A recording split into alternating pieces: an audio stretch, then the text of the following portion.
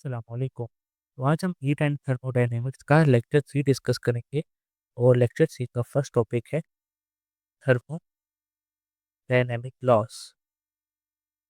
तो हमारे पास 3 thermodynamic loss हैं। तो थर्मोडायनेमिक्स लॉस शुरू होते हैं ज़ीरोथ लॉ से। तो ज़ीरोथ तो ज़ीरोथ लॉ स्टेट करता है कि when two systems A and B are separately in thermal equilibrium with a third system C, then the first two system will also be in thermal equilibrium with each other. तो इसको हम समझने की कोशिश करते हैं कि there are three systems very systems A B and C. तो एक सिस्टम है ए और ये एक सिस्टम है बी के एक थर्ड सिस्टम सी के साथ थर्मल इक्विलिब्रियम के अंदर है। इसका क्या मतलब है कि थर्मल इक्विलिब्रियम क्या होता है कि ऐसा पॉइंट जिसमें दोनों सिस्टम्स का टेम्परेचर इक्वल हो जाता है। तो नहीं, थर्मल इक्विलिब्रियम के accordingly T A is equal to T C और T B is equal to T C. तो दोनों रिलेशंस को यूज करते हुए हम ये कह सकते हैं कि T A is equal to T B, means के ए और बी भी आपस में थर्मल इक्विलिब्रियम के अंदर है। तो यहाँ से हमारा जीरोथ ऑर्डर कंप्लीट हो जाता है, zeroth law of thermodynamics complete हो जाता है। तो इसके बाद हमारे पास आता है first law of thermodynamics. First law of thermodynamics. तो first law of thermodynamics state that when heat is transformed when heat is transformed into other forms of energy, total heat remains constant। तो इसको हम short words में देखा जाए तो ये कि फर्स्ट लॉ हमें बताता है कि energy of a system conserve रहती है। Total energy of a system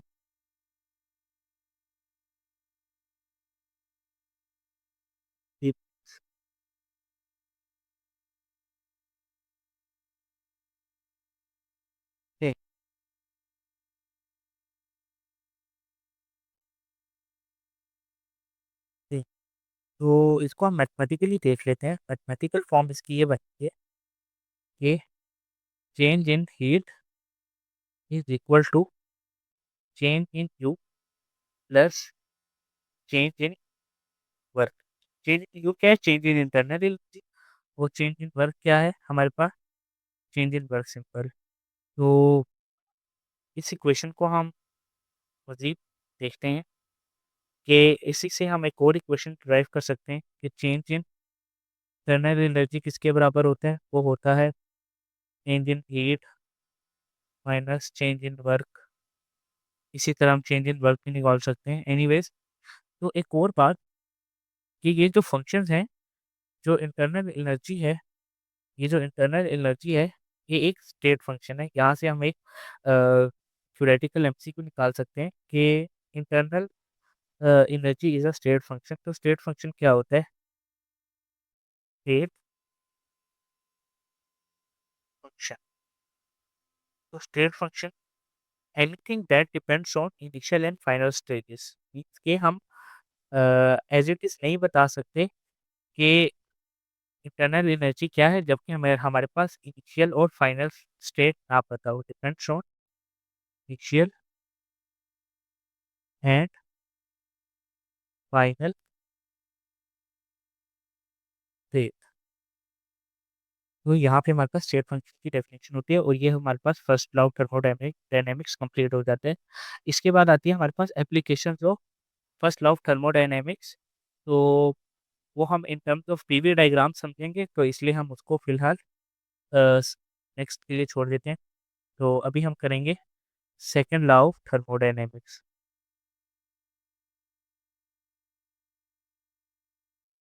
second law. तो सेकेंड लॉ ऑफ थर्मोडायनेमिक कहता है कि it is impossible to construct a heat engine which converts all heat energy absorbed from source without having a sink। इसका मतलब क्या है? पहले definition लिख लेते हैं हम। It is impossible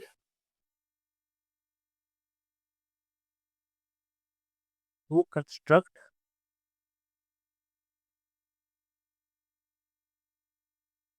A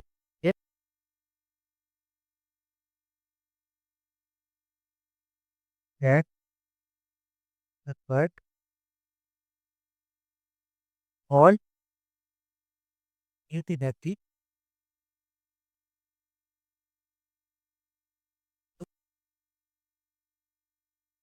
mechanical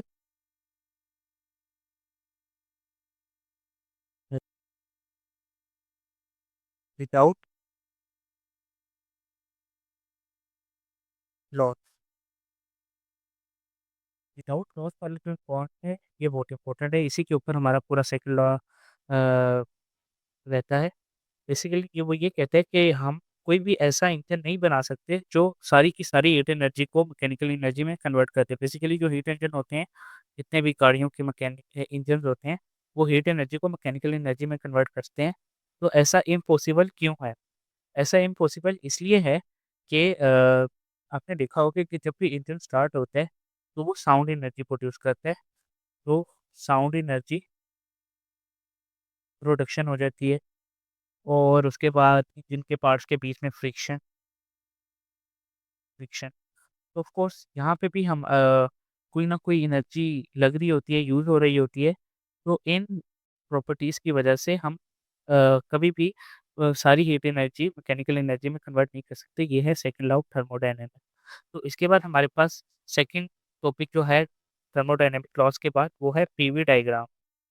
तो पीवी डायग्राम्स बेसिकली क्या होती हैं? किसी भी सिस्टम का प्रेशर और वॉल्यूम का रिलेशन देखने के लिए हम पीवी ग्राफ, पीवी जिन्हें हम पीवी डायग्राम भी बोलते हैं, वो बनाते हैं। तो यहाँ पे हम सबसे पहले पीवी डायग्राम को स्टडी कर लेते हैं। इस तरह के ग्राफ होते हैं, ये एक्स एक्सिस हो गया और ये वाई एक्सिस। ज़्यादातर यूजुअली हम वाई एक्सिस पे पी रखते हैं और एक्स एक्सिस पे वी रखते हैं। तो इनका जो एरिया अंडर द ग्राफ होता है, तो लेट्स सपोज अभी ये किसी सिस्टम की डायग्राम नहीं है, ये मैं समझा रहा हूँ सिर्फ। ये एक लाइन बना दी, तो इसका जो एरिया ये सारा है, ये सारा area area under the curve, ये वर्क कहलाता है। वो कैसे? कि लेट्स सपोज ये एक मैंने बनाया, एक ये मैंने एक लाइन बना दी, तो ये क्या हो गया? एक रेक्टेंगल बन गया, राइट? तो रेक्टेंगल का एरिया क्या होता है? Length into width into length. तो इसकी जो लेंथ है वो वी हो जाएगी और विड्थ पी हो जाएगी। तो पीवी को अगर हम देखें तो वर्क जो होता है वो पीवी के बराबर होता है। Work is equal to P. तो यहाँ से हमारे पास एक बहुत इंपॉर्टेंट थ्योरेटिकल एमसीक्यू बन के आता है कि area under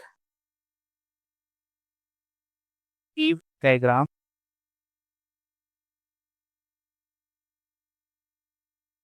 tell us the work of that system. Tell us the work of that system, right? तो यहाँ पर हमने पीवी डायग्राम का भी बहुत इंपॉर्टेंट कॉन्सेप्ट सीख लिया। पीवी डायग्राम को शो देखकर हमें पता चल जाता है कि ये हमारे पास कौन सा थर्मोडायनेमिक का फर्स्ट लॉ का जो एप्लीकेशन है यूज़ हो रहा है। जैसे हम वहाँ चलते हैं, फर्स्ट लॉ ऑफ थर्मोडायनेमिक्स की एप्लीकेशन देखते हैं। तो उसी के अंदर हम पीवी डायग्राम को थोड़ा-सा डिटेल से समझते हैं। तो applications of first law of thermodynamics. तो इसमें सबसे पहले हमारे पास 4 किस्म के प्रोसेसेस होते हैं। इसको पहला प्रोसेस है आइसोथर्मल। Isothermal process.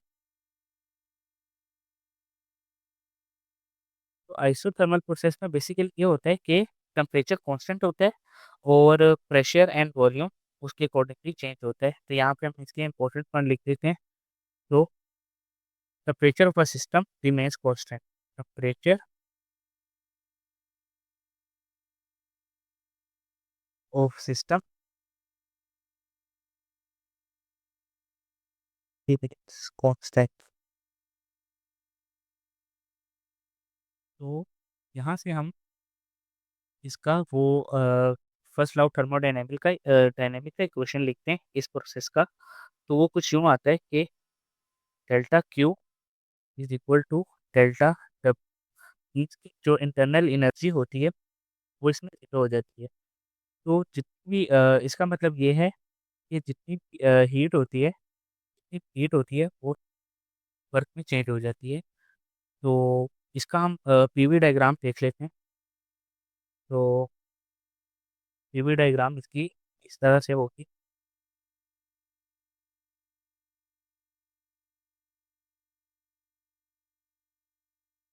तो यहाँ से ऐसे, तो बेसिकली इसका जो एरिया होगा इसको मैं पर्पल से बना लेता हूँ।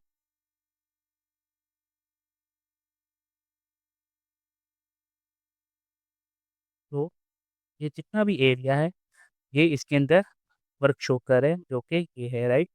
तो ये हमारे पास पी एक्सिस था, ये हमारे पास वी एक्सिस था। तो ये हमारे पास आइसोथर्मल प्रोसेस का पीवी डायग्राम है। तो एक चीज़ यहाँ पे ये नोट करने वाली है, ये जो स्लाइड है ये बहुत स्लोली स्लोली डिक्रीज कर रही है। इसका मतलब ये है कि जैसे जैसे पी डिक्रीज हो रहा है वॉल्यूम उसी तरह बढ़ रहा है।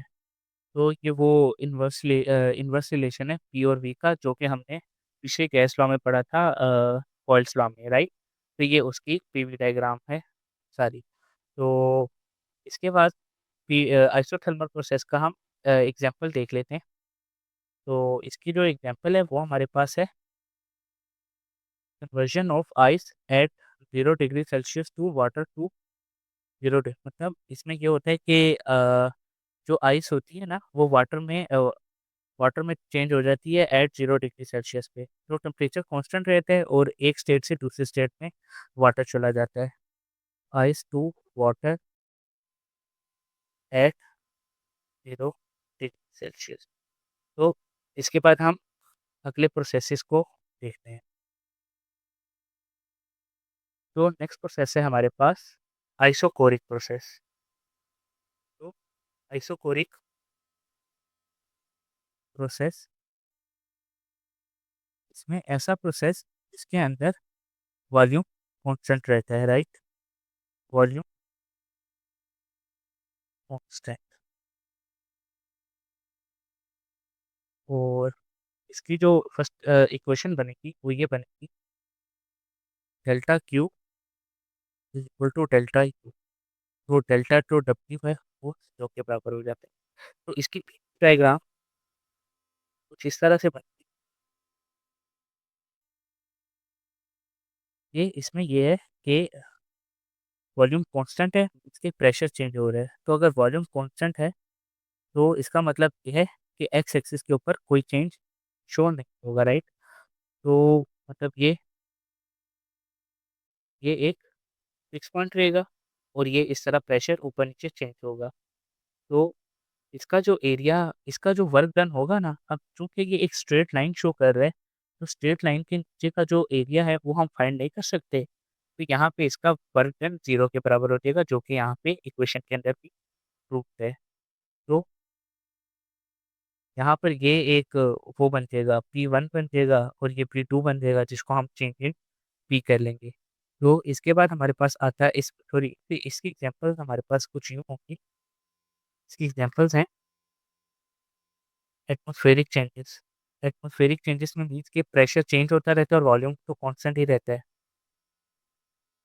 एटमॉस्फेरिक चेंजेस, एक्सप्लोजन इन गैसेस। बेसिकली गैसेस का वो जो होता है वॉल्यूम सेम रहता है और वो जब ब्लास्ट करती हैं वो इसलिए करती हैं क्योंकि वो एकदम से प्रेशर इंक्रीज कर जाता है। तो इसके बाद हमारे पास एक प्रोसेस आता है आइसोपैरिक। आइसोपैरिक प्रोसेस।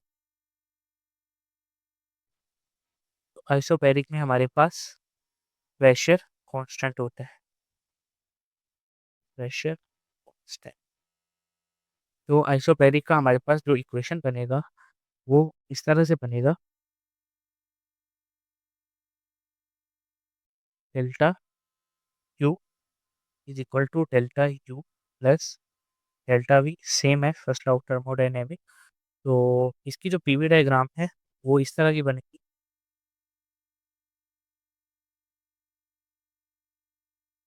तो इसकी जो पीवी डायग्राम है वो इस तरह से बनेगी कि प्रेशर कांस्टेंट है चूंकि, तो प्रेशर वाले एक्सिस के ऊपर कोई चेंज नहीं आएगा, और ये वॉल्यूम है, वॉल्यूम तो ऑफ कोर्स चेंज हो रहा है। तो इस तरह एक प्रेशर वॉल्यूम के ऊपर एक स्ट्रेट लाइन बन जाएगी। तो इसका जो एरिया होगा वो हमारे पास same as it is work show कर रहा होगा। तो इसकी एग्जांपल हम देख लेते हैं। इसकी एग्जांपल हमारे पास क्या हो सकती है? Melting of ice, melting of ice और boil of water.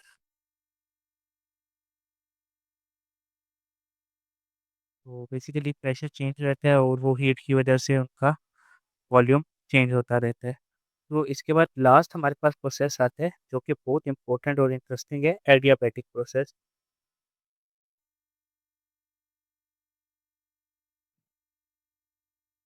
Adiabatic process, adiabatic process ऐसा प्रोसेस होता है जिसके अंदर सडन एक्सपेंशन ऑफ गैस या सडन एक कंप्रेशन ऑफ गैस होता है।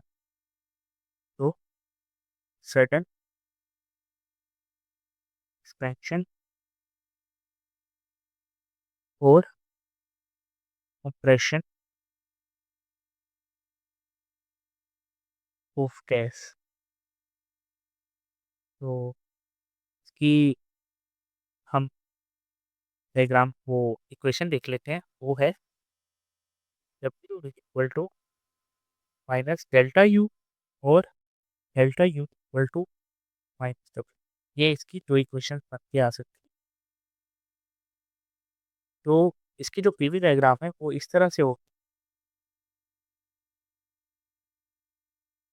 बेसिकली ये ऐसे करके थोड़ी सी, तो थोड़ा सा ज़्यादा स्ट्रीक हो गया, बेसिकली ऐसे करके लाइन आ रही होती है।